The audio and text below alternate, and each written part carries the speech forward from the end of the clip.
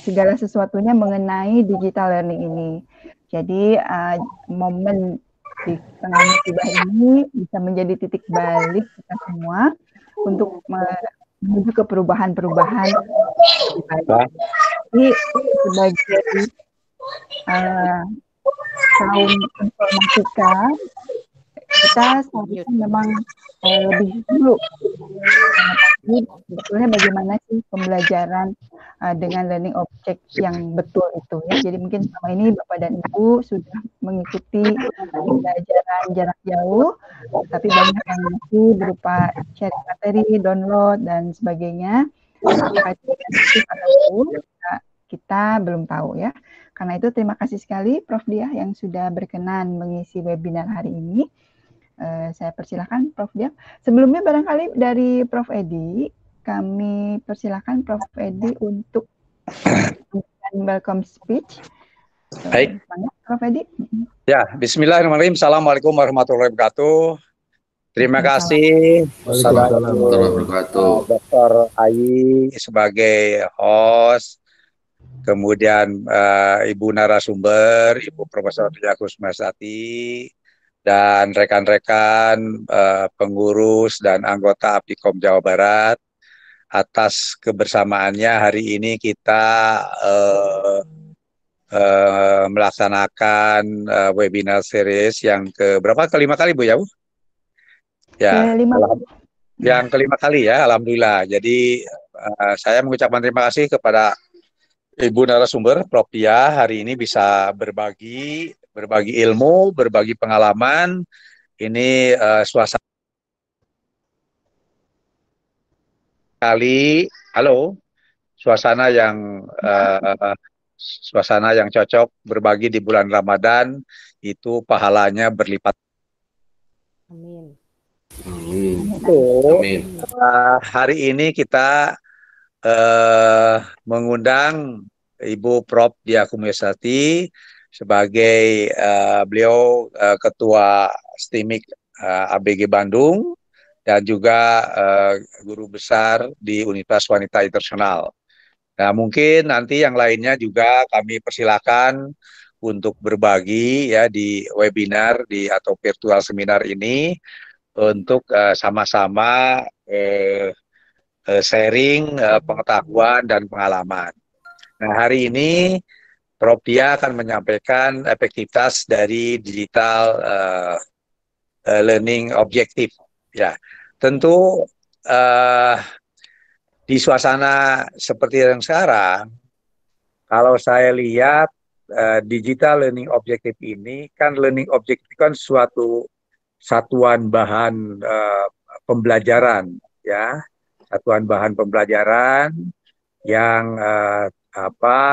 yang bisa dipadukan dan bisa dipakai baik itu secara digital maupun non digital. Nah, tentu berbicara efektif, ya seperti sekarang ini ya salah satu media yang bisa dipakai adalah digital learning objektif itulah. Jadi karena apa? Karena kita sekarang suasana sudah di IoT, suasana semua menggunakan internet. Jadi bagaimanapun juga begitu momentum ini momentum yang tepat ya kita pembelajaran menggunakan digital. Nah, tentu salah satu karakteristik dari learning objektif itu tadi antara lain misalnya sifatnya fleksibel, artinya bisa digunakan kemudian di mana saja, ya kapan saja dan oleh siapa saja. Tapi yang jelas punya tujuan. Learning objektifnya punya tujuan, sehingga proses pembelajaran itu bisa di-create, bisa didesain sedemikian rupa, sehingga bisa menarik kepada peserta didik, ya baik itu ketertarikannya bagi dosen, guru, siswa atau mahasiswa.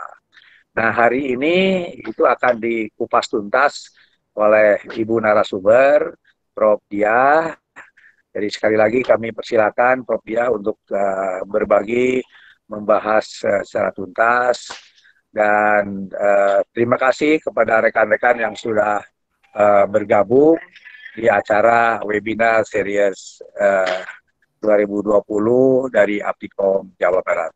Terima kasih. Assalamualaikum warahmatullahi wabarakatuh. Waalaikumsalam warahmatullahi wabarakatuh. Selamat pagi Bapak Ibu sekalian. Assalamualaikum warahmatullahi wabarakatuh. Salam.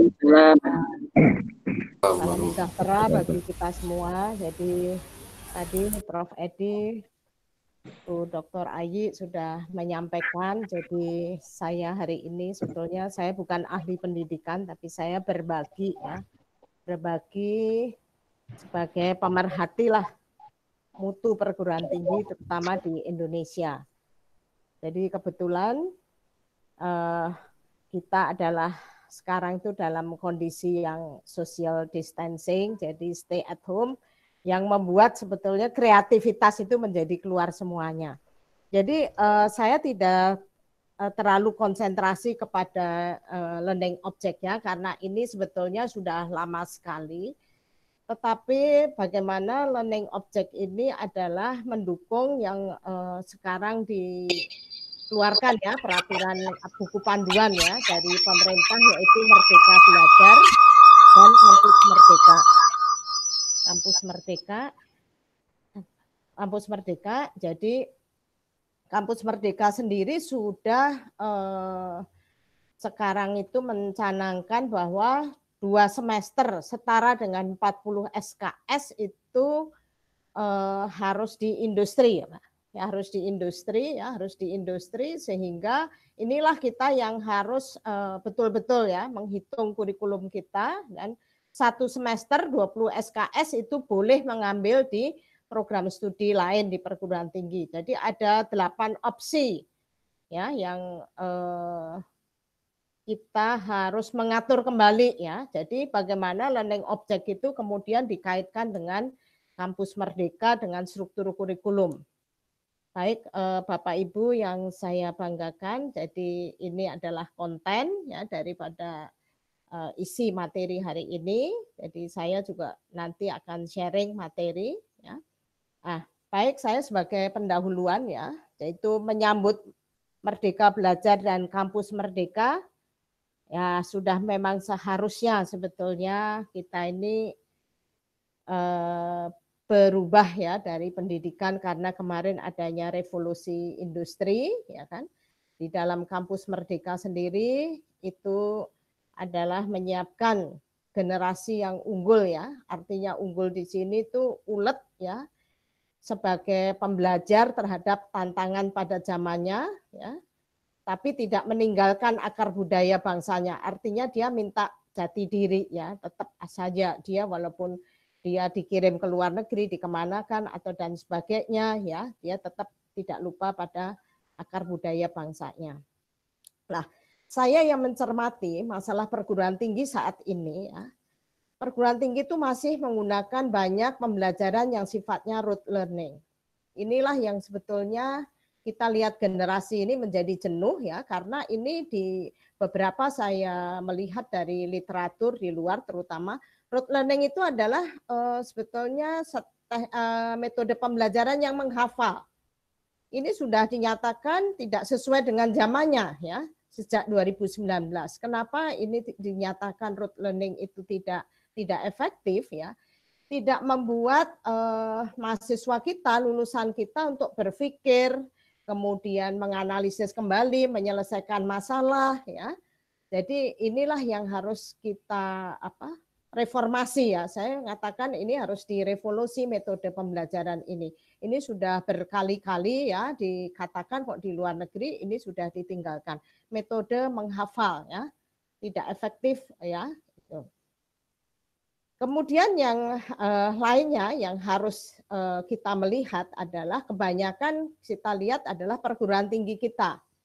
Ya, perguruan tinggi kita ini kita harus terus terang saya bicaranya adalah merevolusi sajalah kurikulum ini. Karena saya melihat revolusi kurikulum yang berstruktur sekuensial ya kan. Bersesuaian sosial itu tidak bisa mengejar zamannya sekarang gitu ya. Karena apa? Karena kita hanya akan menghasilkan, apakah sekarang pertanyaan apakah mahasiswa kita ini harus belajar misalkan berurutan. Saya nggak bisa belajar agama kedua sebelum agama satu lulus gitu ya. Nah, itu kita nanti akan kita gabungkan. Sebetulnya learning object ini adalah sesuatu yang harus kita gabungkan dengan perubahan kurikulum yang dari yang berstruktur sekuensial seri ke paralel. Saya akan mengupas sedikit ya, kenapa rote learning dan menghafal ini. Ya, ini pembelajaran menghafal itu adalah dan budaya ini hanya menerima saja, lama-lama kita tanpa pertanyaan, tanpa pemikiran kritis, ya kan? Nah, kemudian hal ini akan membuat mereka itu adalah ya kurang kreatif gitu. Padahal yang diperlukan sekarang di zaman apalagi revolusi industri ini adalah pengertian, terus kemudian dia melakukan, merumus ulang, tidak menerima saja, tapi dia mau uji coba, bahkan dia mau neliti sendiri gitu lebih lanjut, ya kan? Menambah pengetahuan, memecahkan masalah, dan meletakkan pada poros budaya. Ini yang dibutuhkan sekarang. Jadi saya ingin menggandeng ya dalam learning object ini adalah dengan mengembangkan kembali, melihat kembali ya struktur kurikulum kita dan metode pembelajaran kita ya, walaupun learning LO-nya bagus, saya katakan learning object-nya bagus, tetapi dengan apa?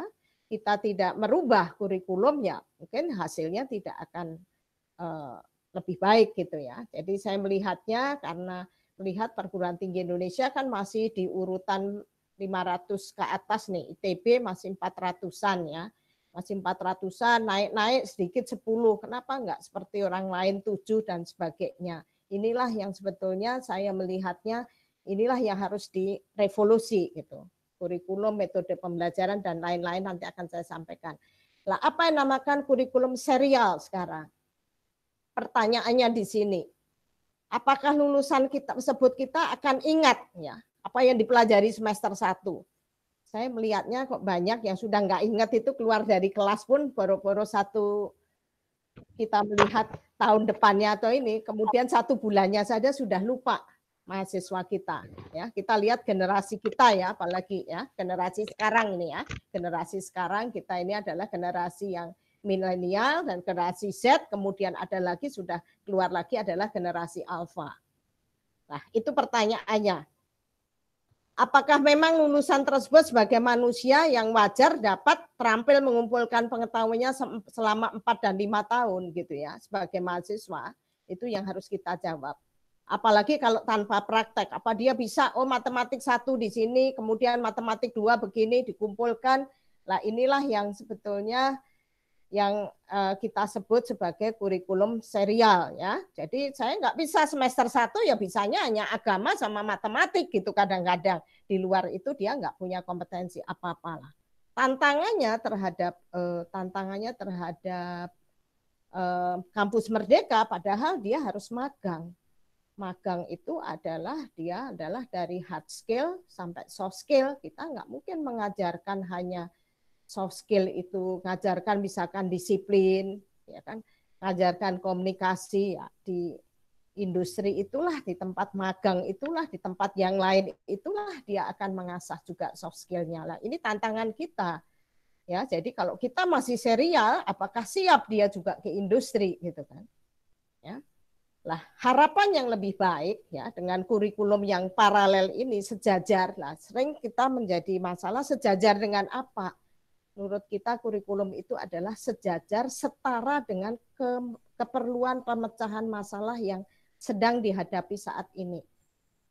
Ya, ini dalam revolusi industri dan segala macam lah. Kemudian misalkan kembali lagi ya ke saya seri, misalkan big data, semua anak-anak SD akan diajari juga apa sih big data di anak-anak SD ya. Ya sebetulnya enggak harus dipikirkan kembali ya, big data dan lainnya. Saya kalau cukup bisa menggunakan, kenapa saya harus belajar sampai bagaimana big data itu. Yang penting saya menggunakan saja untuk permasalahan yang sedang saya hadapi. ini adalah permasalahan kurikulum paralel dan seri. Jadi kita sudah punya tadi adalah masalah menghafal yang harus kita tinggalkan, kemudian kurikulum. Ya. Jadi kembali lagi pengetahuan apapun ya dalam memecahkan satu masalah dapat dicari kok, dipahami oleh para pemecah masalahnya tersebut. Apalagi ya sekarang ini dengan online ya, dengan segalanya kita bisa seluruhnya. Ya. Ya, dalam ujian mengenai pengetahuan yang lebih mendasar kita menghemat banyak waktu tenaga ya, tidak perlu kita keluarkan untuk mengetahui pengetahuan yang lebih mendasar. Jadi yang inilah sebetulnya yang nggak cocok, generasi sekarang itu pengen cepat tapi kita harus dari lambat. Kadang-kadang yang saya melihat beberapa pengalaman ini mahasiswa, aduh kok masih matematik ya, masih ini 1, 2 masih lama ya, dia istirahat minta cuti dulu. Nah, kemudian apa yang namakan di sini adalah just in time pengetahuan ini, di mana setahu ingatan kita pengetahuan tersebut kita bisa kok mencari gitu ya, mempelajari tanpa konteks, tanpa adanya hubungan sesuatu yang kita sedang kerjakan. Jadi kita cari, misalkan saya aja sekarang, tadinya suatu ingin saja gitu, aduh mau cari bagaimana transfer dari Adobe ke sini, kemari ke sini, ya kan, bagaimana software ini bisa bergabung ya, tapi dengan COVID-19 ini, dengan akibat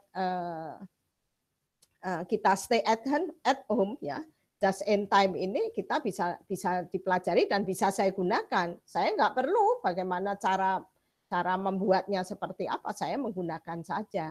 Ternyata banyak menghasilkan nilai tambah yang luar biasa. Nah, ini sebetulnya saya ingin konsentrasi itu adalah dalam hal menghadapi Merdeka Belajar dan Kampus Merdeka, di mana pemerintah sudah mengeluarkan 8 alternatif tentang pembelajaran, metode pembelajaran. Pertama itu adalah pertukaran mahasiswa di sini ke universitas lain, ke luar negeri juga boleh ya kan. Nanti ada hitung-hitungannya, terpaksa kita juga punya hitung-hitungan kurikulum juga. Ya, kita punya hitungan kurikulum. Magang ini yang kemudian disampaikan, magang itu 2 semester setara dengan 40 SKS ya. Ya, dalam magang itu bisa mewakili mata kuliah, bisa juga yang ada bisa soft skill, bisa hard skill, bisa mewakili beberapa mata kuliah, bisa juga tidak. Nah, ini juga kita mengharuskan kita adalah merubah atau merevisi daripada kurikulum kita ya. Maka saya katakan di sini struktur kurikulum ini perlu adanya saya katakan diperbaiki, mungkin ya direformasi, menurut saya dirubah ya. Menurut saya dirubah. Yang kedua adalah juga bisa mahasiswa itu asisten ya, mengajar di satuan pendidikan. Boleh katanya, saya melihat ini di SMA juga boleh, karena nanti juga ada konsepnya. Sebetulnya konsep-konsep ini dipakai sebagai konsep yang manusiawi sebetulnya, menggunakan potensi manusia semua yang bisa kita kembangkan. Boleh juga riset juga digunakan, pokoknya berbuat sesuatu ya kan. Karena kompetensi itu kan bukan seberapa banyak dikatakan, tapi seberapa banyak dilakukan ya kompetensi ini. Boleh juga melakukan proyek kemanusiaan, misalkan dalam hal ini COVID ini 19, buka mereka jadi apa, itu juga boleh. Kemudian juga ada 1 semester juga itu bisa tinggal di perguruan tinggi ya, tapi dia bisa kuliah di program studi lain. Ini alternatifnya. Kemudian proyek independen ya, proyek independen, dan kemudian juga kuliah kerja nyata yang sifatnya tematik itu tertentu ya. Ini 8 ini adalah metode belajar dalam Kampus Merdeka dan Merdeka Belajar ya. Justru saya ingin mengupas ini adalah bagaimana permasalahan ini bisa kita lakukan sekarang ya, karena itu ya kita apalagi yang perguruan tinggi yang unggul maupun menurut saya akreditasinya apapun, bagi saya kalau saya tidak melihat, tapi kita adalah customer aja melihatnya, kebutuhan sesuai kebutuhan, nah itulah yang kita lakukan gitu ya. Nah, ini adalah contoh program magang ini. Ya, ini terpaksa kita harus mengganti kurikulum karena ini 40 SKS. Ini proses program magang yang perlu dari panduan dari Kementerian Pendidikan dan Kebudayaan, mulai dari masuk mendaftar ya. Jadi kita sampai magang 1 sampai 2 semester, di sini sampai 40 SKS. Syukur di situ dia kemudian digunakan terus kemudian direkrut, nggak masalah. Lah ini kita perlu berhitung ya mengenai kurikulum dan kurikulum kita dan waktunya ya, magang itu kapan ya. Kita juga sedang proses ini menghitung sebaiknya magang ini kapan ya kan. Terus kemudian tetap penilaian yang kemudian masuk lagi, terserahlah di sini konversi nilainya nanti diatur kembali ya. Ini perlu sekali struktur kurikulum dirubah. Ya. Itu kira-kira yang menjadi awal kenapa saya menyampaikan LO atau Learning Object ini mensupport daripada Kampus Merdeka dan Merdeka Belajar. Nah, saya kembali lagi ya, kondisi stay at home itu akibat COVID-19 ini, saya juga begini karena melihat gitu ya, online learning gitu ya, yang tadinya ingin menjadi sebuah kebutuhan menjadi sebuah rutin gitu ya. Ini ya tidak kita sangka-sangka gitu ya. Kembali di rumah akan menjadi home economic ya kan. Jadi home economic karena apa? Akibat death of mobility, social distancing, perilaku konsumen ini berubah. Kita nggak bisa lepas pendidikan itu dengan kejadian apa yang di masyarakat gitu ya. Ya ini adalah opportunity yang kira saya gambarkan saja. Perubahan perilaku ya yang kita juga harus ingin berubah karena seperti ini tuh mereka bisa mengambil opportunities ini karena mereka dengan adanya media sosial apalagi pendidikan gitu ya, apalagi pendidikan harus bisa mengambil opportunities di sini.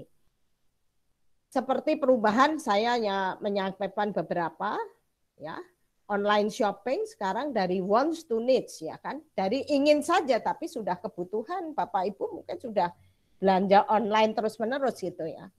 Jadi apa yang terjadi perubahan yang besar sekarang? Orang tidak melihat brand, ya kan? Tapi melihatnya adalah channelnya, ya kan? Saya melihatnya, oh Shopee yang jual, saya mau beli mendadak kemarin ada mesin apa yang rusak secara apa, yang dioperasikan secara baterai. Nah, saya melihat yang jualnya mana? Shopee misalkan, ya Shopee maka saya melihat Shopee-nya aja, nggak tahu mesinnya apa aja, pokoknya di Shopee ada. Ini adalah perubahan yang sekarang terjadi ya. Channel yang tadinya hanya menawarkan itu justru channel itulah yang menjadi brand. Shopee-nya menjadi brand. Barangnya sudah tidak dicari lagi. Online, anak-anak sekarang, banyak sekarang di mana bikin menjadi penyiar, ada program-program khusus ya kan, program-program khusus cara menjadi penyiar cilik ya kan, caranya seperti apa ya, ini adalah muncul tiba-tiba ini. Yang ketiga adalah masalah biasa kita pamer kan di Instagram ya, di Instagram sekarang menjadi workplace zoomable. Saya juga tahu tempat saya katanya workplace saya untuk Zoom ya. Jadi begitu. Jadi Instagram pun tidak menjadi utama daripada pamer kita ini. Akibatnya apa di sini? Peluang interior ya kan. Yang saya melihat teman-teman yang di bisnis itu IKEA sudah habis-habisan menawarkan. Nah, itu kira-kira sebagai awal, mungkin ada beberapa perubahan perilaku lagi yang nanti saya sampaikan. Yang di sini ada yang dekat dengan pendidikan itu adalah tentang ibadah virtual sama ya, sekarang peminatnya juga banyak. Mungkin dari Bapak Ibu saya persilahkan dulu untuk interaksi atau diskusi lah gitu kan. Terima kasih.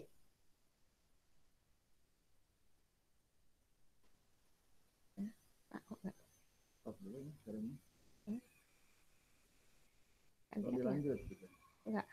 Bagaimana Bapak Ibu? Ada pertanyaan? Ada pertanyaan? Assalamualaikum warahmatullahi wabarakatuh. Waalaikumsalam.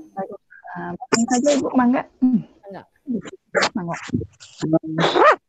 Pertama, saya mengapresiasi Prof. Diah karena saya sebagai Rektor Universitas Wanita Internasional tentu merasa bangga lah Ibu dapat bisa sharing dengan Bapak Ibu semuanya. Ternyata Ibu yang belum besar bisa mudah-mudahan bisa bermanfaat melalui sharingnya Prof. Diah ini. Ada satu pertanyaan saya yang menggelitik dari tadi pemaparan Prof. Diah. Apakah ada perbedaan antara kampus besar dengan kampus kecil dalam pelaksanaan kampus Merdeka dan Merdeka Belajar ini? Itu yang saya ingin penjelasan dari Prof. Diah. Itu saja Prof. Diah. Terima kasih. Assalamualaikum warahmatullahi wabarakatuh. Makasih Bu Rektor, Bu Rektor Ibu. Jadi kalau menurut panduan yang melakukan magang, melakukan misalkan di dalam perguruan tinggi ini misalkan program studi A bisa kuliah ke program studi B, syaratnya terakreditasi, Bu. Program studinya terakreditasi. Ya, jadi itu kampus Merdeka, gitu. Ya. Nah, jadi melaksanakan ini Bu, yang melaksanakan ini, misalkan ini contoh aja karena 8 ya proses magang itu syaratnya adalah di sini digambarkan ya, di sini program studinya terakreditasi. Itu. Ya. Jadi syarat utamanya adalah terakreditasi prodi-prodi dan IPT-nya mungkin ya gitu ya Prof. Diah ya. Ya. Bukan sarana prasarana yang dipunyai oleh suatu kampus tertentu begitu ya. Ya. Nah, jadi ini untuk supaya kami lebih percaya diri lagi kepada memasarkan kepada masyarakat, karena masyarakat itu kan sudah menjadi opini kalau kecil sepertinya kurang kalau kampus kecil sepertinya kurang pas lah, kurang ini untuk kampus Merdeka ini. Tapi ternyata kalau hanya prodinya aja yang terakreditasi ya alhamdulillah untuk saat ini juga Universitas Wanita Internasional 11 prodi sudah terakreditasi, bahkan ada yang unggul ya. Kami semakin insya Allah semakin mengoptimalkan kinerja kami untuk melaksanakan dalam menyesuaikan kondisi sekarang di dalam pembelajaran secara daring, dan mungkin nanti ditindaklanjuti dengan PJJ setelah COVID ini, sehingga ini menjadi suatu awal langkah untuk ditindaklanjuti bersama lebih optimal. Terima kasih Prof. Diah. Ya, terima kasih. Ada yang lain dari pertanyaan atau diskusi atau terus saja? Saya tanya Bu. Iya. Mangga, silahkan. Pak Gianto ya, Pak Gianto. Ya. Mangga, Pak Gianto. Terima kasih Bu. Assalamualaikum warahmatullahi wabarakatuh. Salam kenal Bu Diah dan Ibu yang berbahagia semuanya. Saya Gianto dari IKOPIN. Iya. IKOPIN ya. Salah satu juga perguruan tinggi swasta. Pertama, ini kaitan dengan kurikulum kan Bu ya. Ini kan kurikulum yang baru dan belum ada juga, mungkin saya belum menemukan prototipnya gitu ya. Apa mungkin mungkin ada suatu forum bagaimana untuk melakukan kayak Ibu ini ya, seperti yang sekarang gitu ya, melakukan bagaimana panduan atau kebersamaan untuk tahap atau ini menyusun seperti itu ya kurikulum yang ada ini, karena kelihatannya jadi hal yang penting. Kemudian kaitan dengan penyusunan kurikulum ini, apakah juga nanti akan melibatkan industri-industri yang ada? Sebab ini ada suatu kesepahaman nih, jangan sampai dari kita dari perguruan tinggi itu ada seperti ini, kemudian nanti dari industri sendiri sebenarnya mereka tidak begitu match ya terhadap perubahan ini gitu. Kemudian yang ketiga, ini kan mungkin tadi pertanyaan Ibu Rektor sebelumnya ya, ini sebagai perguruan tinggi swasta tadi ada besar kecil ya, mungkin ya sebenarnya dalam hal ini kita sama. Nah ini kan bagaimanapun di dalam pemagangan nanti kan akan bersaing nih dengan bagaimana PTN lah gitu ya. Nah ini kira-kira apakah juga ada suatu kebijakan tertentu di mana suatu industri itu nanti ada suatu slot khusus yang membagi ya, tidak hanya menerima saja, tapi mungkin ada proporsi gitu ya yang diberikan oleh bagi PTN maupun PTS. Mungkin itu saja Bu. Terima kasih. Assalamualaikum warahmatullahi wabarakatuh. Terima kasih. Waalaikumsalam. Ya.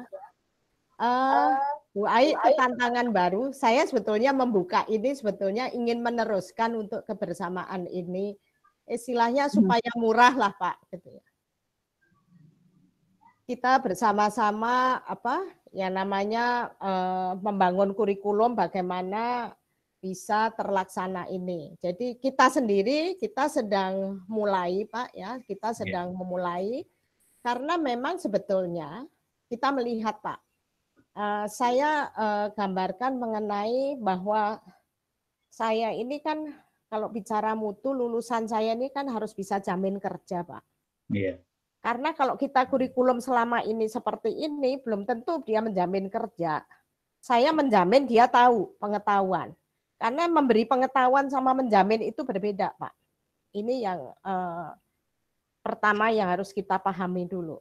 Jadi menjamin mereka bisa bekerja, bisa hidup di masyarakat dengan memberi pengetahuan itu berbeda. Lah, inilah sebetulnya awal kita untuk menjamin dia bisa bekerja. Syukur-syukur kalau dia kepake, kan sekarang gambarannya begini Pak, BUMN sekarang kalau daripada pakai yang orang-orang pekerja ini lebih baik pakai pekerja mahasiswa, tapi mahasiswanya diadaptasi dulu, dia siap diadaptasi, dia siap bekerja sesuai keperluan di situ. Satu perusahaan kan banyak Pak.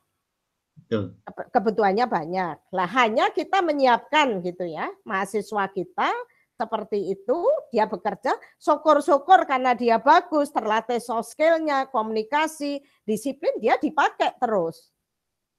Jadi secara sebetulnya kita melihat dia tetap sekolah di tempat kita, tapi 2 semester ini kemudian dia di industri, setelah di industri itu ya dia mau dipakai syukur, ya otomatis kita nggak mikir lagi berapa lama waktu kerjanya, karena untuk dipakai terus itu adalah tergantung dari mereka sendiri. Itu alternatif pertama ya Pak ya, industri. Tapi kan Bapak punya alternatif sebagai wirausaha.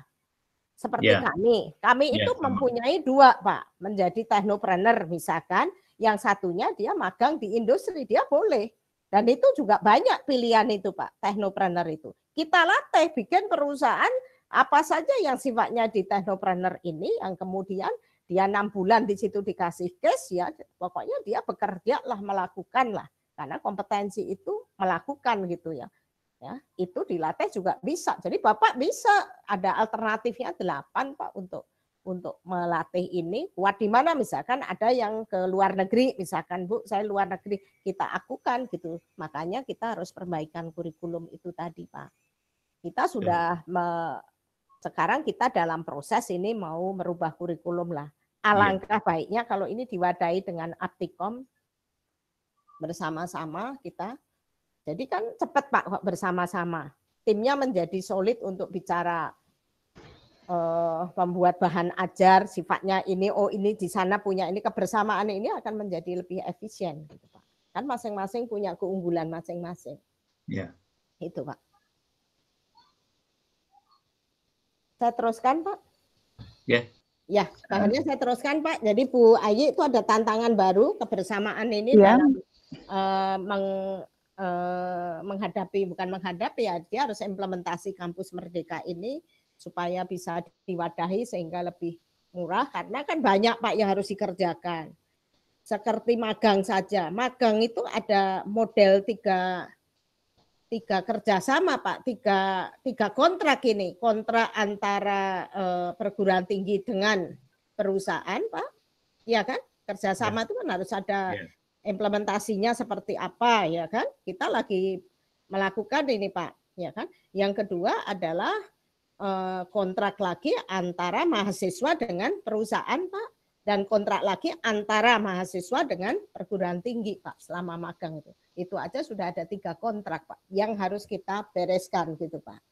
Nah ini kan menjadi menarik Pak kalau ini dilakukan. Ya kalau kami memang ada 2 ini, ada entrepreneur sama koperasi. Kalau dengan koperasi kami sudah ini, tapi ini mungkin dengan industri kan mungkin, dan kita juga kalau bersama-sama kelihatannya memang lebih sinergi gitu ya. Ya, lebih cepat ya Pak. Iya. Lebih cepat karena kan bahan-bahannya juga mungkin tidak Bapak unggul di sini, yang ini unggul di sini, ya sudah nggak usah mikir-mikir kan, tuker aja gitu Pak.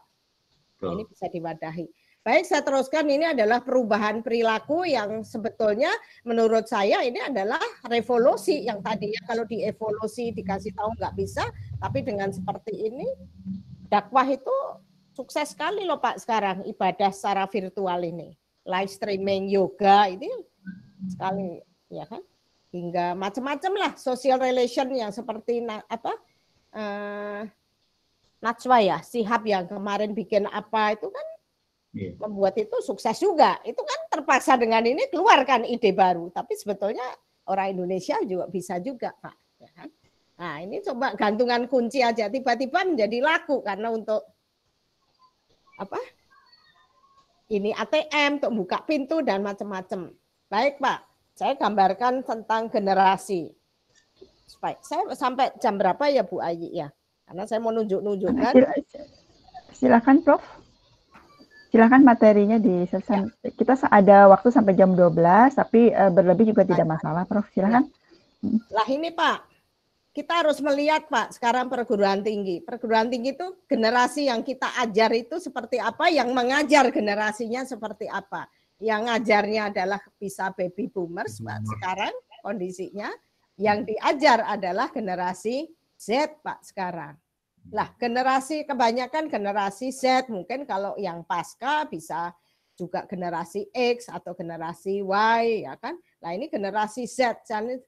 Jadi karena orang generasi Z ini rata-rata anak-anak S1 undergraduate itu pengennya cepet Pak. Ya kan, dia suka sharing ya. Teknologi dibagikan dalam kehidupan. Nah ini sifat-sifat ini yang senang kolaborasi ya kan.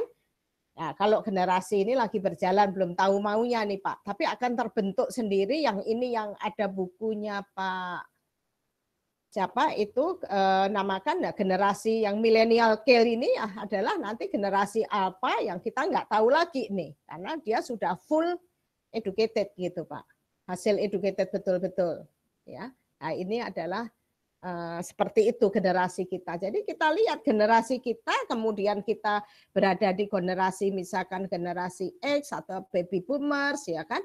Bahkan kalau guru besar kan sudah rasanya udah ke baby boomers semuanya, yang semuanya sebetulnya berbeda gitu ya. Otoritas, tidak suka berubah, ingin dihargai lah. Ini kan bercampur nih sekarang ini. Ini permasalahan SDM di kita ini sekarang adalah seperti itu generasinya, ya. Jadi nggak nyambung di sini. Ini generasi yang kita adalah alpha yang belum terdeteksi. Ini yang kita rata-rata anak-anak kita kalau undergraduate ya generasi Z itu adalah menghargai keberagaman, menghendaki perubahan sosial di sini, suka berbagi, berorientasi target, cepat nih Pak nih. Nah, ini adalah milenial ya. Ini berbeda lagi milenial ya, generasi di sini. Masing-masing generasi ini punya sifat masing-masing karena bentukan dari sebelumnya ya kita. Jadi ini 1 2 3 4 5 itu bersama Pak kondisi di 2020 ini.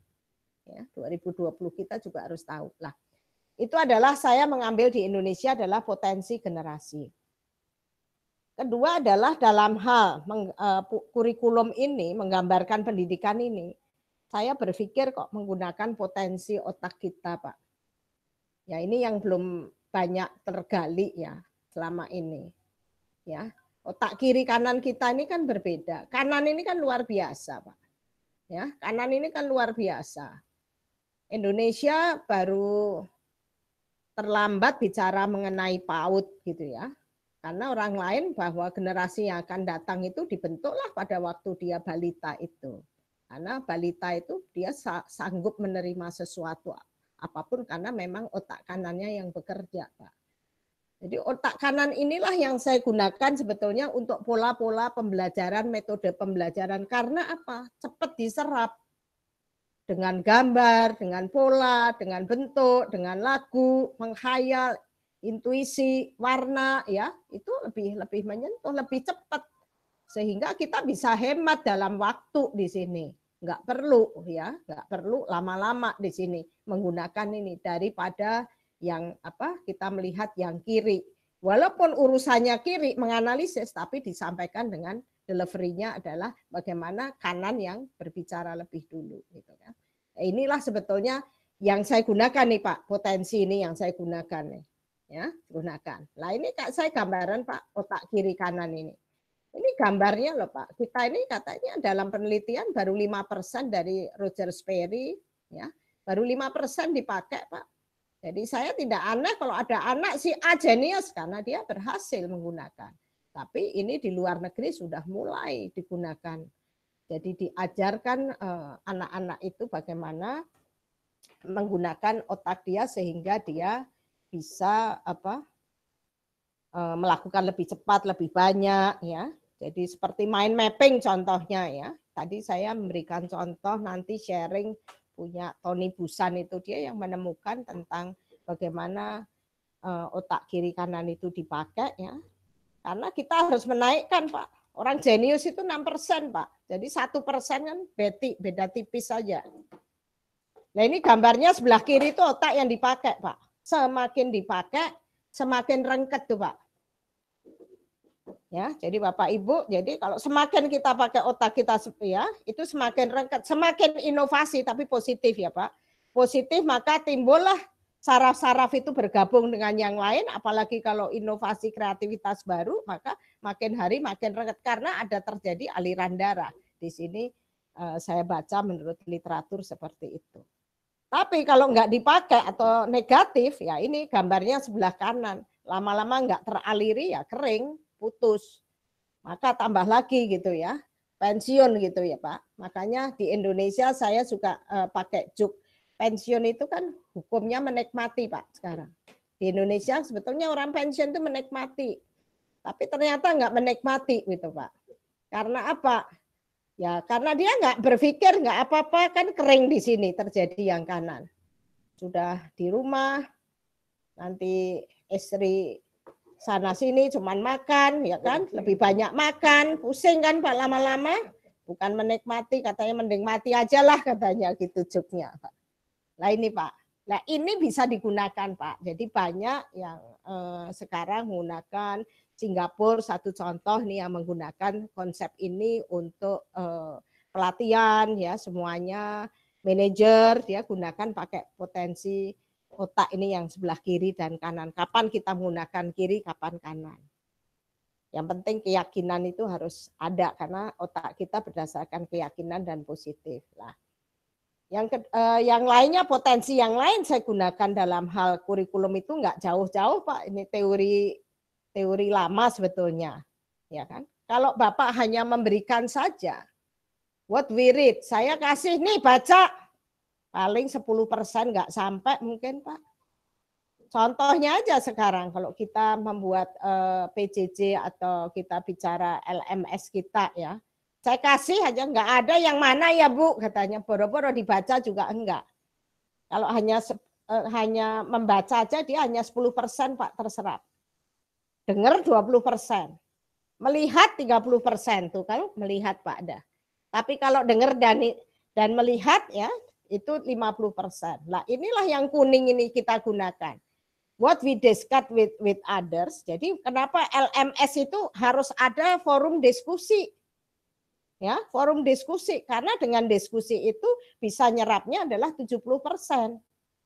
Ya, kalau ada yang saya melihat LMS yang beberapa sudah menggunakan standar mutu, dia adalah saya tidak hanya diskusi Bu, tapi saya melempar sebuah diskusi ya dalam LMS itu mereka suruh mengajarkan yang belum mengerti atau di sini what we teach someone else artinya suruh ngajarin temannya maka dia 95% dia akan terserap lebih ngerti 95%. Lah inilah sebetulnya yang dipakai daripada kampus Merdeka ya kan suruh ngajarin suruh kemudian di industri suruh berbuat ya suruh kolaborasi lah inilah sebetulnya kita gunakan itu yang nggak jauh seperti ini jadi pembelajaran itu kalau kita hanya memberikan ini percuma mendengar di kelas itu percuma gitu Pak Tapi dia suruh ngajarin, jelasin, maka dia lebih nyerap.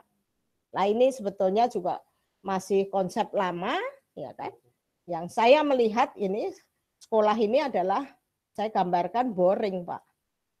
Ya kan, boring. Apalagi anak-anak saya melihat ya hari Senin itu paling nggak disukai. Hari Senin itu nggak disukai ya. Hari Senin itu tidak disukai karena apa? Hari Senin itu tidak disukai, ya kan? Hari Senin itu tidak disukai karena kita bicara, waduh, bosen sekolah itu aja. Padahal sekolah itu kayak entertainment harusnya, as fun, Pak.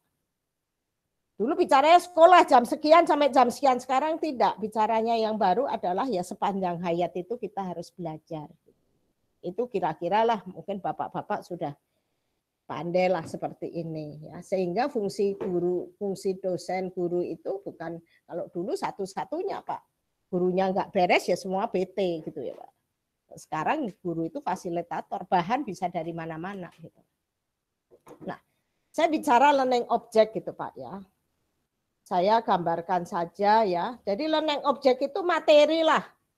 Kecil besar itu dianggaplah relatif saja ya, relatif saja ya digambarkan, karena kalau saya ngikuti satu hal definisi yang benar ini nggak selesai kita untuk mengimplementasi. Jadi LO, jadi LO itu berbeda dengan learning outcome ya Pak. Jadi kalau learning outcome itu setelah ya hasil belajar dia bisa mampu apa ya, learning outcome.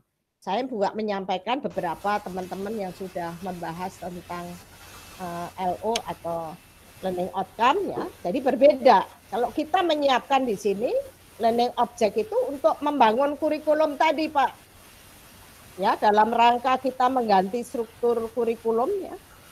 Mengganti struktur kurikulum ya sebaiknya dipakai LO untuk memudahkan mereka untuk belajar sehingga cepat gitu. Sehingga pada waktunya mereka harus magang, mereka sudah beberapa punya bekal lah. Jadi tidak di sana tidak mengecewakan. Itulah ya sebetulnya alasannya kenapa learning object itu dalam rangka untuk menyiapkan bahan ajar lah, materi lah ya. Cirinya tadi Prof Edi udah menyampaikan ya. Ya menurut konsepnya kan sebetulnya unit terkecil, tapi kecilnya seberapa itu sebetulnya relatif. Reusable ya kan, reusable itu bisa digunakan. Misalkan saya membuat misalkan bahan, oh ini ada bahan tentang bagaimana metamorfose kupu-kupu misalkan. Lah, selama ini mau digunakan metamorfose kupu-kupu ya segitu saja kita gunakan itu. Mau digunakan di mana ya itu tetap bahannya itu seperti itu gitu. Reusable bisa digunakan di mana-mana gitu ya. Bisa dioperasikan atau fleksibilitas ya di sini. Dan ada ukurnya di sini. Nah ini saya jelaskan nanti bisa mungkin dibaca lah ini ya. Nanti buka pelajaran. Yang sifatnya adalah bahan materi ajar yang sifatnya punya tujuan tapi. Ya, punya tujuan ya. Kemudian ada kontennya, ada tujuannya, ada instructionnya. Nanti saya akan menyampaikan satu contohnya aja dengan video beberapa ya. Ya, lah kemudian LO itu katakan learning object itu bisa bentuk digital, video pembelajaran bisa tidak gitu kan. Jadi katakan kalau digital tapi konsep sekarang mengatakan ya aneh kalau LO tidak digital sama saja gitu ya. Zamannya sesuatu kalau tidak computerized tidak afdol digital ya. Jadi LO itu kebanyakan ya artinya sekarang sudah digital. Kalau digital konten itu ya YouTube Bapak yang dilihat itu digital konten. Ya, kita bisa sebagai dosen ngambil digital konten, kita pelajari, kita tambahkan, oh ini untuk mengetahui ini dan ini seperti ini, tesnya seperti ini, kompetensinya seperti ini ya, ada mengandung unsur kompetensi gitu ya. Sehingga dia di situ dia memperoleh kompetensi apa. Itu bicaranya adalah LO. Jadi kalau saya gambarkan saja Pak di sini ya. Saya gambarkan nih LO objek belajar nih ya. Ini objek belajar. Ya, kita lihat. Ya, kita lihat. Ini contohnya yang objek informasi dulu. Saya ambil ya yang digitalnya nanti. Bisa digital bisa tidak. Objek informasi. Kita punya informasi Pak. Informasi bisa bermacam-macam Pak, dari mana-mana gitu ya, informasi. Ya, informasi itu saya himpun gitu jadi satu. Itu bisa menjadi objek belajar, LO gitu ya. Lah, terhadap kalau kita mata kuliah gimana?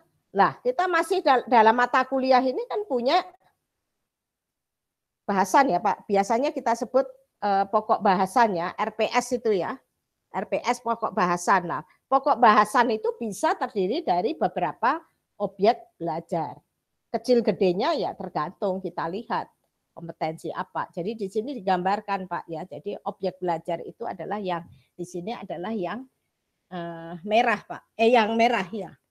Merah terdiri dari informasi, informasinya berlapis ya Pak ya. Berlapis itu makin dalam makin kompeten gitu. Berlapis. Kemudian dari objek belajar ini dia menyusun sebuah pokok bahasan, misalkan pokok bahasan menyusun sebuah mata kuliah.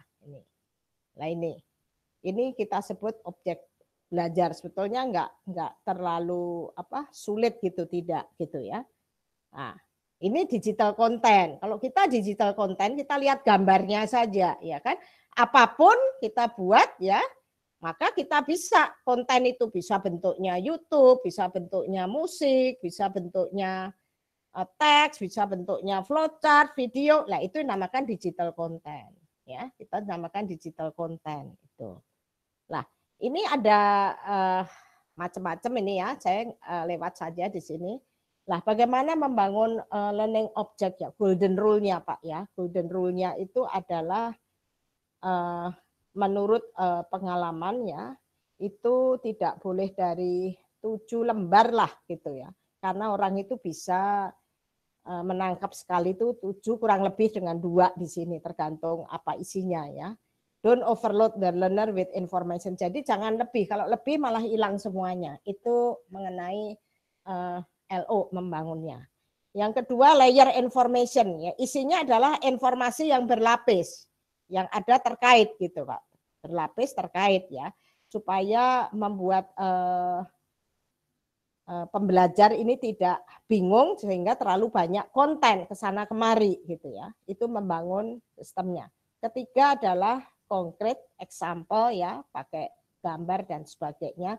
Pokoknya isinya adalah gampang untuk diingat gitu LO. Ini pengalaman dari universitas lain Pak. Tapi dia membuat ini dia katakan from LO to kurikulum ya. Ini bisa kita adopt juga ini Pak. Jadi kenapa kita bisa adopt? Jadi dia sebelum kampus Merdeka. Jadi dia gambarkan kurikulum itu dia breakdown dulu katanya. Kurikulum itu. Nah ini mengatakan ini menjadi biaya operasional perguruan tingginya menjadi lebih murah katanya Pak. Nah ini bagus untuk kampus Merdeka Belajar karena kan kampus Merdeka Belajar ini kan ada kesempatan untuk belajar di program studi lain ya, program studi lain di dalam perguruan tinggi tersebut. Nah, ini kita menggunakan ini kan reusable, bikin sekali untuk macam-macam. Tapi ini Pak, ini tuh masih belum efektif untuk kampus Merdeka karena kan kurikulumnya masih sekuensial ini. Ya, dari sini dipakai lagi, diulang lagi masih sekuensial. Nanti kalau kita membuat LO ya kalau bisa adalah kurikulumnya dalam bentuk sebetulnya paralel gitu atau modifikasi lah, biasanya tidak mutlak seperti itu. Jadi kurikulum terdiri dari mata kuliah misalkan. Kurikulum terdiri dari mata kuliah. Di sini kurikulum ada course gitu ya. Course ini kita sebut course ini ada lesson kan ya. Ada bahan ya, ada bisa pertemuan, bisa apa yang kita sebut lah. Teks inilah yang dinamakan LO-nya mereka gitu ya, LO-nya mereka. Jadi sistemnya mereka ini saya juga perlu tanyakan lebih lanjut ya, sistemnya knockdown katanya. Knockdown kenapa? Pada waktu nggak dipakai ada perubahan, kita punya tujuan program studi menjadi lain, saya tinggal tidak usah merubah semuanya. Saya ambil salah satu saja, bisa ambil lessonnya, bisa ambil page-nya, ya kan? Nah itu, ini keluasannya mereka, menurut mereka nih yang sudah jalan ya, sudah perguruan tinggi sudah jalan, mereka ini sistemnya pokoknya knockdown aja. Saya intinya sama, tapi saya ganti saja gitu ya. Kalau ruang rapat, oh saya ganti kursinya ini sekarang ya. Nah, itu katanya ini pengalaman yang sudah jalan Pak perguruan tinggi lain. Nah, ini juga pengalaman dari mereka, Pak. Jadi yang sekarang itu kita permasalahkan adalah di sini. Dosen suruh membuat video, nggak ngerti bikin video. Saya sudah repot bikin materi, bidang saya suruh bikin video, suruh bikin apa? Macam-macam mind mapping ya kan, suruh bikin apa ya, ngetes pakai Kahoot seperti ini. Mereka belajar lagi untuk generasi kita ini sulit sekali, Pak. Lari itu semuanya. Ya, apalagi generasi-generasi umur tentu sudah lari semuanya. Maka mereka menyikapi supaya bagaimana? Karena saya merasa perguruan tinggi harus melayani gitu. Jadi LO itu karena konsepnya tidak mengganti profesor atau kesenioran daripada dosen, Pak. Justru bagaimana memfasilitasi mereka supaya konten dia keluar semuanya. Jadi kemudian pengalaman dari perguruan tinggi itu dia membuat gitu tim namanya di sini. Dia ada project manajernya tuh diangkat di universitas. Ya kan? Ada dosennya di situ. Ya kan? Ada dosennya. Ada script writernya nulisnya. Ada yang membuat multimedianya.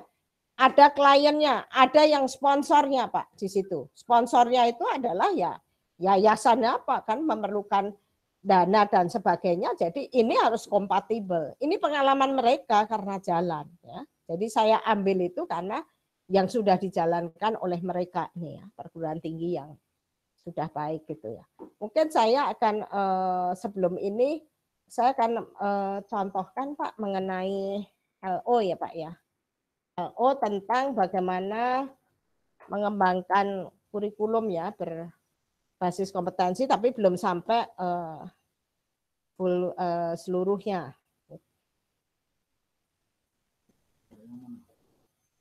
Contoh LO tadi Pak. Contoh LO yang indeks ya.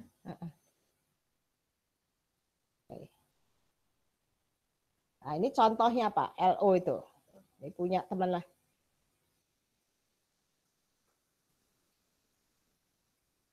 Ini sebetulnya ingin memberikan, udah Pak. Nah ini Pak, ini contoh taksonomo belum kita akan memberikan waktu itu udah lama memberikan bagaimana menyusun kurikulum, ya kan? Kognitif, ya sudah dibuat ini saja, latihan sendiri saja Pak. Nah di sini kemudian kan tadi ada tujuan, ya kan? Tujuannya apa? Ada tujuannya adalah tujuan pembelajaran ini adalah ini. Merumuskan tujuan ini, merumuskan ini. Nah, ini buat tadi ada tujuannya. Ya kan? Tujuan ini di sini ada. Ya. Ya. Tujuan ini ada. Nah, kemudian kan tadi diminta kontennya ini contohnya, tujuan ini. Tujuan psikomotornya ada, ya kan? Tujuan afektifnya sikap misalkan.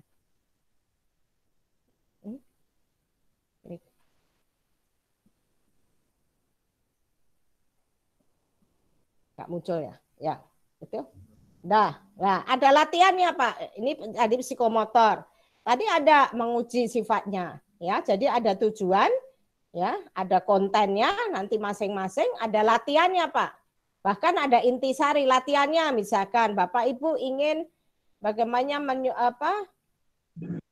tujuan daripada kognitif latihannya, ya kan? Nih, ada latihannya nih. Jadi mereka juga ini bisa di assessment daripada mahasiswa itu misalkan. Orang tua ini latihannya kalau kognitif itu seperti ini. Misalkan saya pilih jawabnya misalkan yang ini atau yang ini ya kan. Nanti cek jawaban ya kan. Jawabannya kurang tepat. Jadi ini adalah membuat. Nah inilah dikatakan waduh mahal gitu membuatnya ini. Memang makanya perlu Pak, kalau dosen ya akan mahal karena mereka nggak tahu bikin seperti ini. Tapi kalau kita rekrut anak-anak yang biasa seperti ini ya mudah. Kita hanya menyampaikan bahan saja.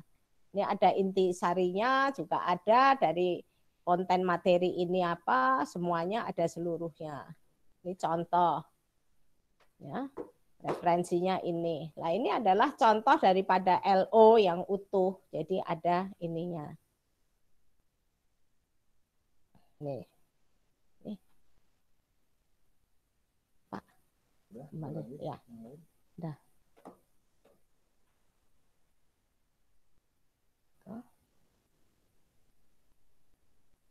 Itu Bapak Ibu mungkin ada pertanyaan sebelumnya? Ya. Ya. Baik Bapak dan Ibu, langsung saja. Presentasi saya Pak. Jika ada yang ingin ditanyakan sambil menunggu Prof Diah melanjutkan materi, kita bisa tanya jawab juga ya Prof ya. Ya.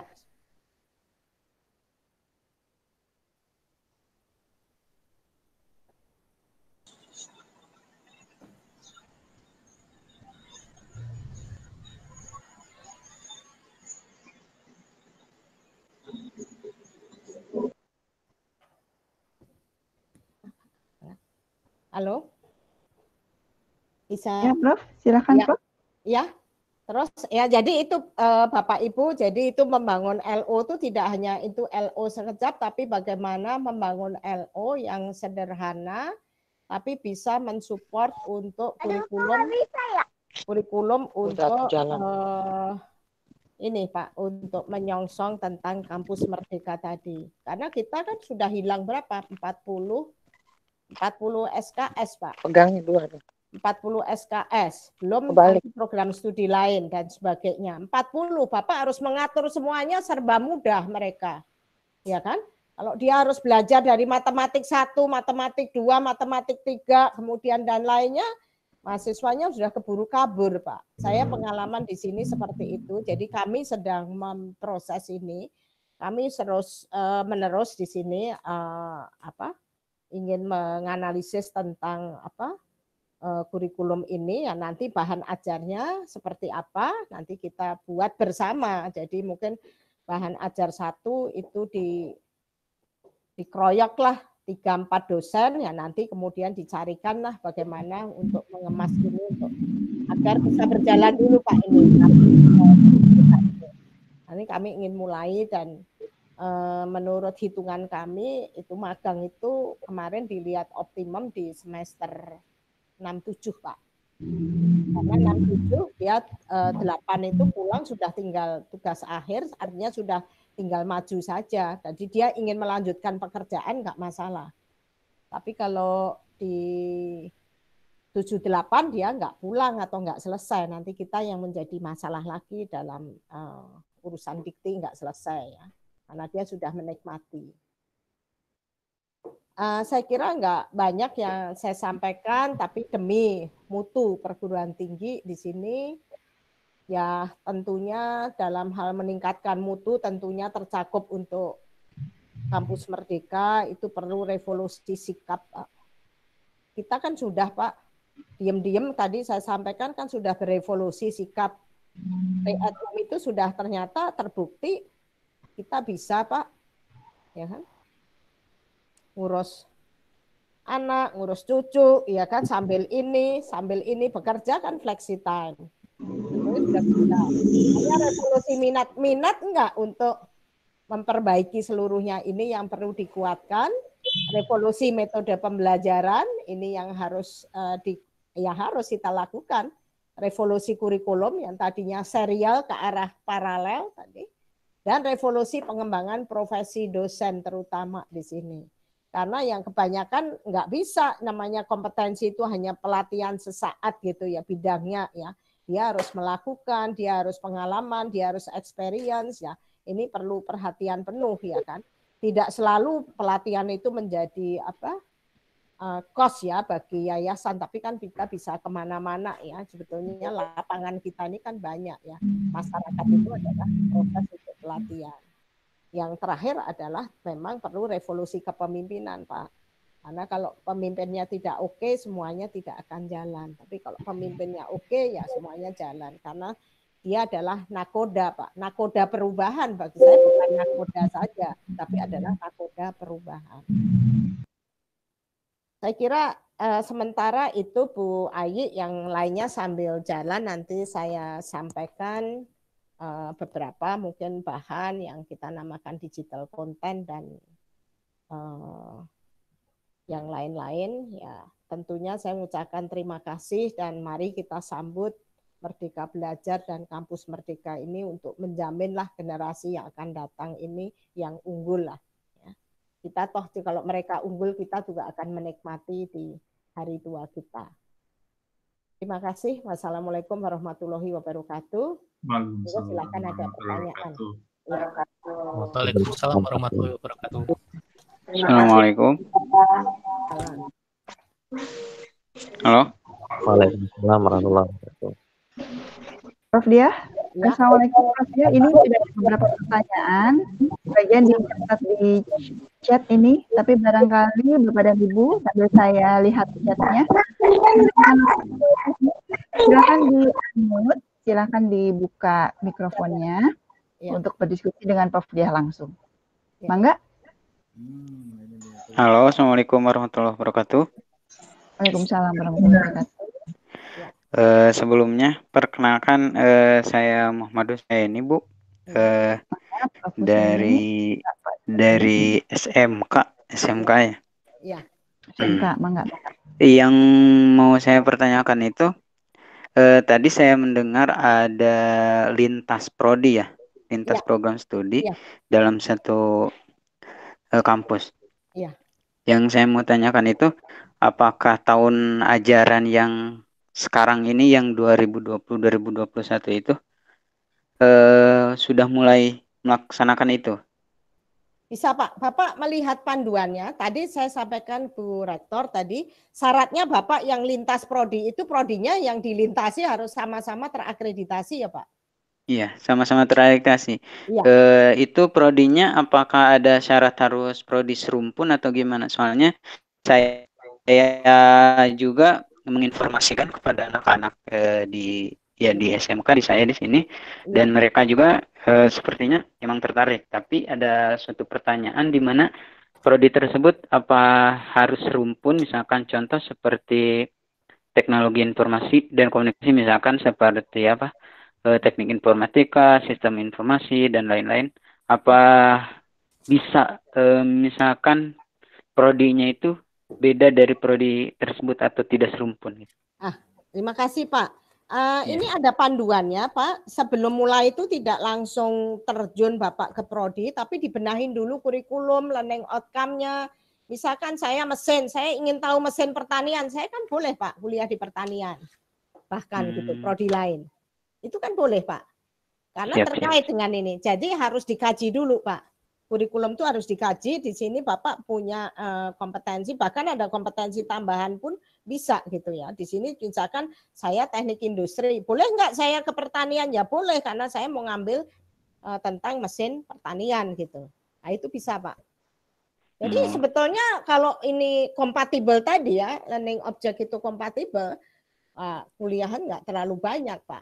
Tapi ya efeknya memang secara sosial nih bisa mengurangi SKS dosen nih yang harus siap dengan kampus Merdeka itu SKS dosen gitu ya. Jadi kalau memang sistem kompensasi ini berbasis SKS ya ini yang akan aduh kok kampus Merdeka nanti ditolak gitu loh Pak. Ini yang harus selaras hati-hati dalam perubahannya ini. Karena pasti berkurang Pak. 40 SKS Pak. 40 kalau di perguruan tinggi ya Pak, perguruan tinggi itu 40 SKS. Tapi learning object itu bisa untuk SMK dan macam-macam. Bapak kan bisa membuat di kecil-kecil nanti si ini pakai kan reusable ya kan, bisa dipakai itu Pak. Mudah belajar, cepat, mereka suruh ke industri gitu kan. Iya. Ya, mereka kerja soft skill-nya. Kalau saya melihat peluang itu SMK ya Pak ya. Jadi dikasih sertifikasi, ya sertifikasi kecil-kecil ya diuruskan di dalam SMK-nya ya. Terus nanti tinggal mungkin perguruan tinggi pengakuan sertifikasi tinggal dikasih konsep bisa menjadi S1 juga gitu loh pengakuannya dia. Itu akan memungkinkan lari ke situ. Kan sekarang sudah mulai. Apa ijazah yang dilihat? Tidak Pak sekarang. Saya kok nggak dilihat ijazahnya, dilihat dari kemarin pengalamannya. Menyelesaikan proyeknya berapa lama, nggak ditanya ijazahnya dari ITB, dari teknik industri, urusannya di pengembangan SDM dan sebagainya kan nggak nyambung tuh Pak. Nggak ada sekarang, makin ditinggalkan. Ijazah itu hanya entry point Pak sekarang, masuk pertama. Iya. Ya. Ya, Ya, Gimana, makasih Pak? banyak. ya, ini banyak Cukup ya, pertanyaan. cukup Ya. terjawab. Cukup. Betul. Ya. Mangga, Bapak dan Ibu yang lain kami persilahkan. Ini Kalau ada di beberapa chat, pertanyaan di WA. di Ada yang chatnya, Bu. di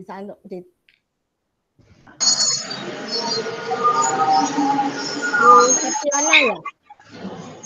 Bisa Septiana. Yuliana, Ibu. Bu Bisa Yuliana, kedengaran, Ibu? Yuliana, Bu Ai. Septiana. Bu Yuliana. Gimana, Bu Yuliana, Ai?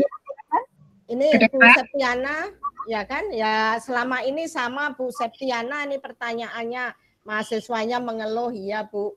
Dikasih bahan semua karena saya sampaikan ini mahasiswa semua mengeluh. Kemarin saya wawancara nih Bu Septiana, mahasiswa Bu, kuliahannya setiap dosen setiap ngasih kuliah 1 tugas. Jadi dosen itu ada berapa? 7 tugas. 7 tugas. Terus saya sehari kuliah 3. Jadi saya tiap hari habis kuliah membuat tugas, bebannya malah tinggi. Inilah yang kemudian dia kan customer kita, dia perlu dipikirkan mahasiswa. Semua orang paling gampang ditinggal, ngasih LMS, kasih tugas, selesai. Ditinggal, ya kan? Ini sama, Bu. Ya inilah makanya saya ingin menyampaikan Bapak Ibu kan bisa dia suruh lihat film, Ibu harus cari dulu. Misalkan saya memberikan filmnya Tony Busan, itu adalah mind maps ya. Mind maps itu adalah memetakan pikiran ya kan. Suruh lihat itu lebih baik, saya nggak usah ngajar dia ini, kasih real case yang real, misalkan dia lagi bermain apa-apa, gimana peta pikiran ya. Memang hal ini tadi saya katakan perlu revolusi minat itu di sini, sikap dan minat itu di sini. Karena ini semua keluhan mahasiswa mengenai tugas dosen dan nggak ngerti bahan ajarnya banyak gitu ya. Ini akan menjadi beban. Kalau tadi dengan sesuatu kan mudah, Bu. Gambar dengan ini. Itu Bu Septiana ya. Tentang beban ya. Iya. Ya, tentang beban Prof, itu justru. Ini kan ke itu dulu ya, Prof. Ada yang mau bertanya langsung tadi ya. Ibu Yuliana ya, kan sudah siap-siap mikrofon. Pak Gianto juga barangkali sudah siap. Kita ganti-ganti ya, Prof ya. Jadi yang nanya langsung, nanti balik lagi ke chat. Mangga, saya persilahkan yang mau bertanya langsung, bisa diskusi langsung. Terima kasih, Bu. Kedengaran nggak ini, Bu Ayi? Ya. Kedengaran, Bu Yuliana ya? Enggak, Bu. Dengar, Bu. Dari Akprin ya, Bu ya? Enggak. Dari Akprin kami. Ini Prof, hambatan utama kami ini kan ini ada yang menghidupkan mikrofonnya atau lupa belum siapa itu? Terus coba matikan Mangga, Bu Yuliana. Terus kemudian berkaitan dengan cara menyiapkan tim ini tadi ya Bu ya. Terutama kan kami ini kan pada waktu mau bentuk PJJ terutama itu terhambat dengan akreditasi. Nah, kemudian dalam konteks untuk izin PJJ itu akan keluar kalau akreditasinya itu A, gitu loh. Nah, kemudian itu satu yang menjadi hambatan kami karena kami mau beralih ke model yang PJJ gitulah untuk ini. Apalagi dengan zaman keadaan sekarang seperti ini kita juga nggak tahu kapan berakhirnya gitu kan Bu. Kita kan harus ini. Nah, terus kemudian menyiapkan tim LO ini loh Bu. Ini pengalaman Ibu itu dalam konteks per kampus atau per fakultas atau per materi Bu. Karena kan nanti berbeda-beda antar jurusan gitu ya Bu ya. Saya menyiapkan untuk istilahnya learning LO ini untuk jurusan kimia dengan jurusan informatika yang sudah runningnya sudah tinggi pasti beda gitu ya Bu ya. Nah, hambatan-hambatan apa yang Ibu temui dalam pengelolaan ini Bu? Terima kasih Bu. Terima kasih. Ya, hambatan pertama begini Bu, ya biasalah gitu. Pertama, ini kan kerjaan di luar dosen gitu loh. Karena kan baru. Karena baru, Bu. Mereka kan sebelumnya dilatih, Bu. Untuk membuat ini kurikulum kan dilatih bersama dulu, Bu. dilatih, membuat kurikulumnya, diperbaiki. Kalau kurikulumnya nggak berubah kan percuma, sayang Bu. Sudah membuat LO tapi kurikulumnya masih paralel. Matematik 1 sedang itu misalkan matematik 1 bisa belajar di YouTube misalkan ini. Diperbaiki dulu kurikulumnya, prosesnya itu. Perbaikan kurikulum kan bisa sih sebetulnya dalam satu universitas lebih murah. Menurut saya satu universitas itu lebih efisien. Karena dalam menyiapkan bahan ajar ini yang seperti tadi, ya seperti tadi itu sebetulnya harus ada kerjasama ya dosen dengan tim teknis lah istilahnya, saya sebut tim multimedia. Tim multimedia kan bisa mengerjakan untuk seluruhnya dari jurusan kimia, informatika, bahasa kan bisa Bu. Ya kan? Bisanya bisa Bu, ada beberapa yang kami tidak bisa apa ya? Contoh misalnya gini Bu, ada yang kami harus praktek dengan alat peraga, itu yang kami kesusahan kan di situ. Kalau bidang teknik agak ini, contohnya mesin nih Bu, ada mesin nggak mungkin di online kan Bu, istilahnya kan gitu. Jadi kita itu benar-benar menyiapkan ini itu agak detail gitu, berencana menyiapkan agak detail supaya kita juga efektif gitu loh. Maka saya pengen belajar dari pengalaman Ibu mengelola di tinggi lain seperti apa gitu loh. Pengalaman pernah pakai yang lain Bu. Kita kan punya kerja sama industri. Misalkan saya mau menjelaskan komoditi, ya kita nggak ada yang ngerti tentang komoditi ya. Saya ke lain tempat gitu ya, ke perusahaan lain yang perusahaan komoditi, dia akan menjelaskan komoditi ya kan. Dia saya suruh ngasih kuliah, dia kasih video, dia kasih fasilitasnya itu, kita hanya memvideo saja. Saya lupa bawa contohnya, ada Bu di sini contohnya. Jadi gunakanlah, jangan hanya di internal, tapi fasilitas eksternal dengan mekanisme kerjasama Bu. Ibu mau menjelaskan misalkan kimia ya, kimia di mana kan bisa Bu, misalkan. Oh ini di Korea, bahkan bisa di luar negeri Bu. Itu bisa diakses. Ibu misalkan mau, saya pernah membantu Telyu ya, kok nggak salah Bu, gimana saya dapat perkuliahan, saya pengen menjadi perkuliahan entrepreneurship tapi sama yang istilahnya foundernya pertama ya, waktu itu saya hubungkan di Korea itu ternyata memberikan kuliah ke mahasiswa itu ada 2 macam ya, namanya Gold Conference dan Platinum Conference Bu. Kalau Platinum Conference itu adalah foundernya seperti Samsung, founder Samsung yang memberikan kuliah. Tetapi kalau Gold Conference itu adalah pimpinan perusahaan Samsung yang memberikan. Nah itu untuk mata kuliah apa? CEO Speaks Bu. Entrepreneur gitu Pak. Itu contoh aja Bu. Jadi gunakan fasilitas luar Bu. Lebih murah. Saya kan bikin sendiri ya sulit gitu ya.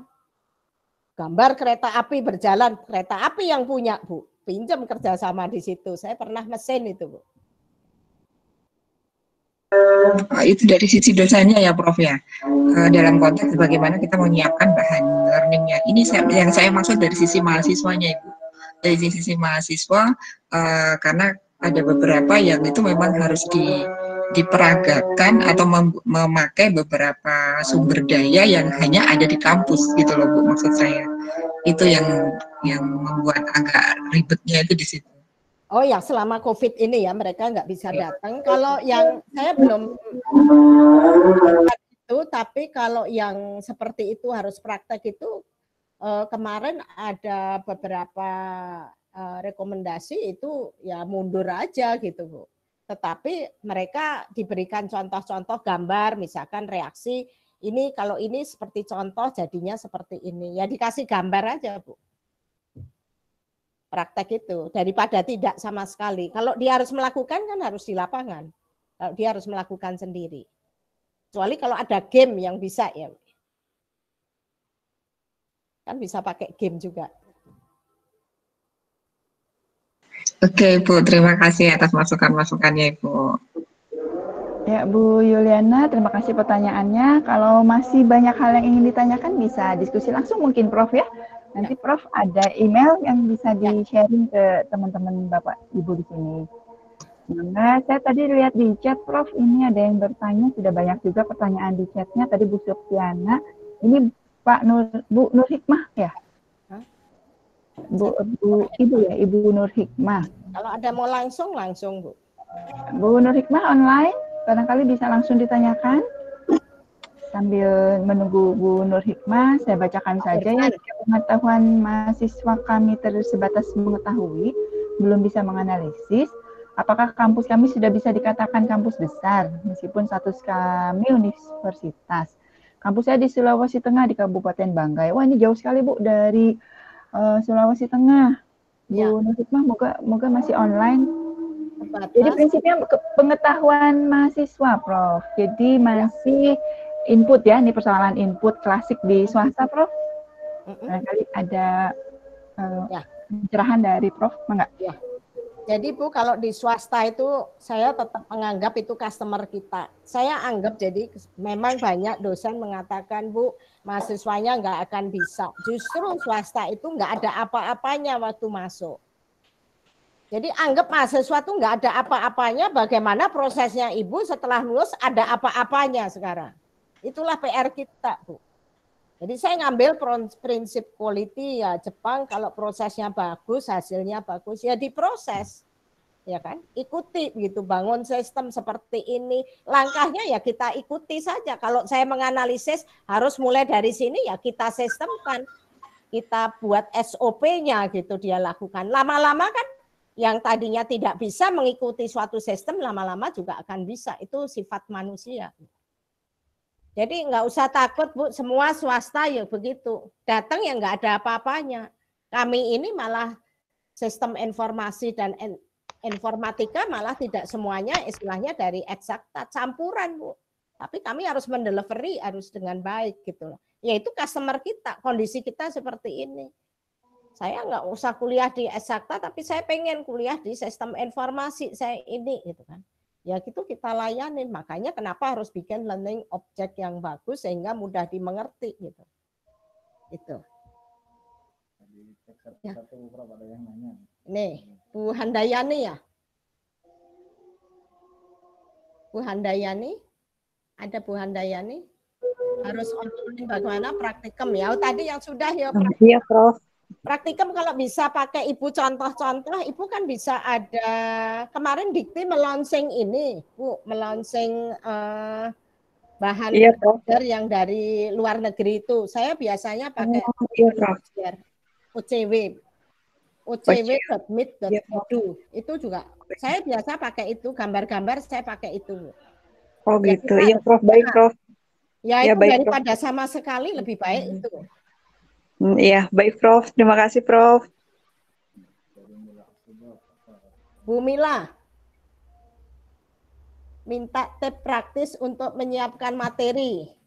Iya, betul. Yang bisa langsung saya terapkan sekarang. Terima kasih banyak ya. Tipsnya langsung untuk Ibu istilahnya pakai Google Classroom ya? Ada bisa? Atau sudah ada LMS?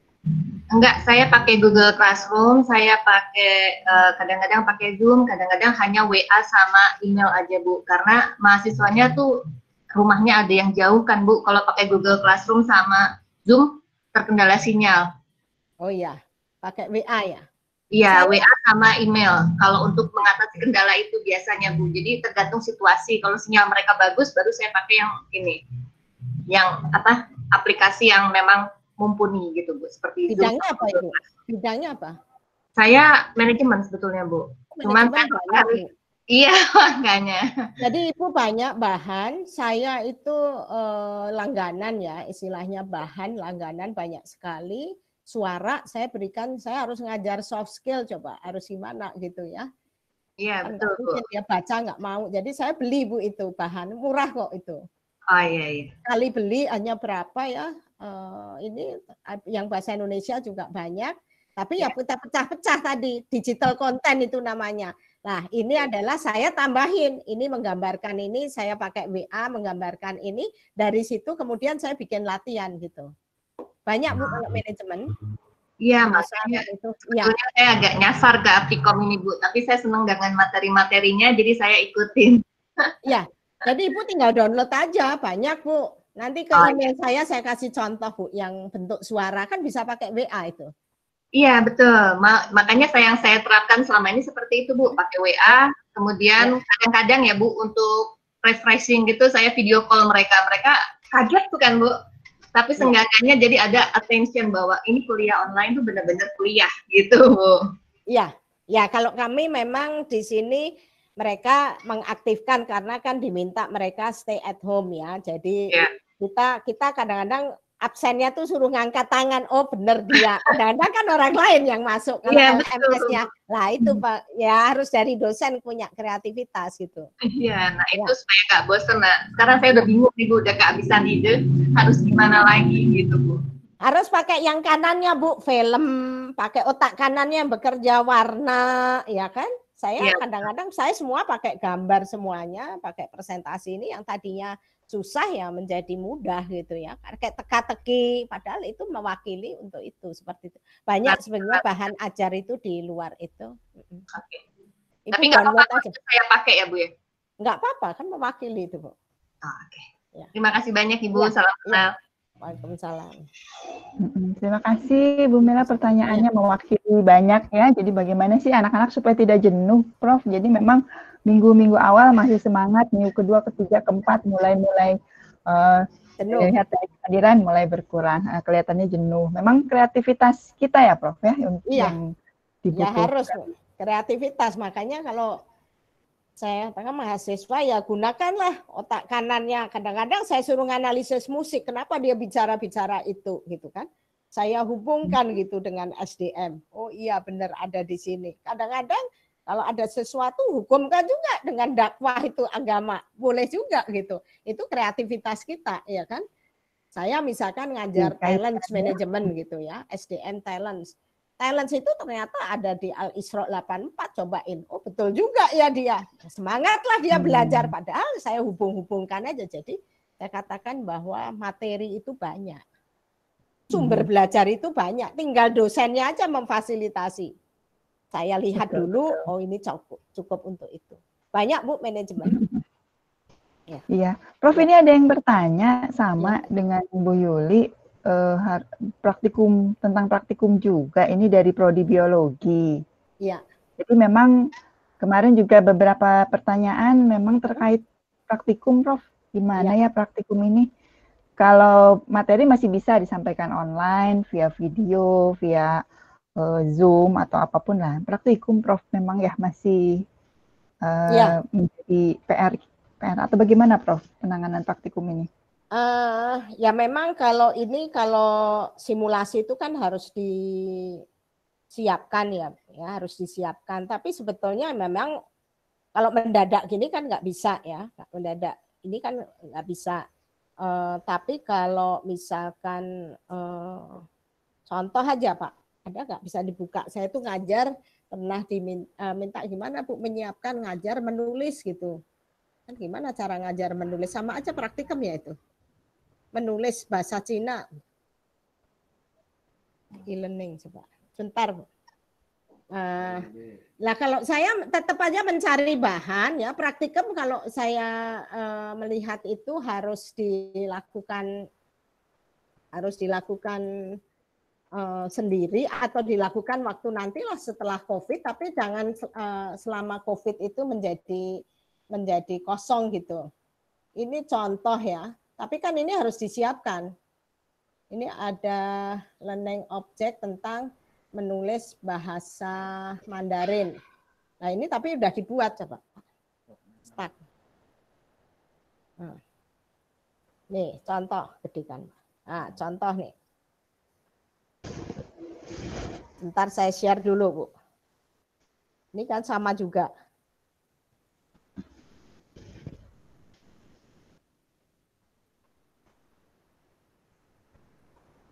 Nah, nih Bapak Ibu ngajar nulis, tapi ini udah disiapin learning objeknya, jadi sudah bicara e-learningnya nih, cara nulisnya ini, ya kan? Jadi mereka menirukan gitu di rumah, tapi menirukan gitu kan, cara nulisnya. Nanti ada latihannya. Oh ini itu bicaranya ini, misalkan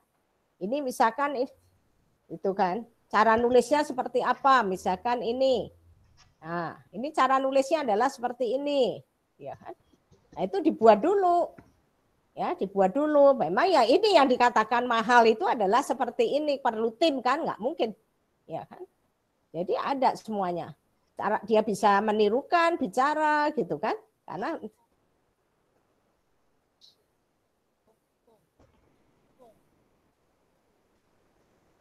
nah, ini contohnya Bapak Ibu. Nih. Tuh.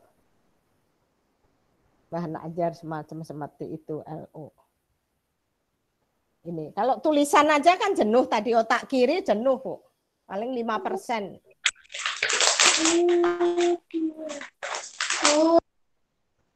Silahkan. Tadi ada lagi. Prof, saya Amali Prof dari Bekasi. Ya.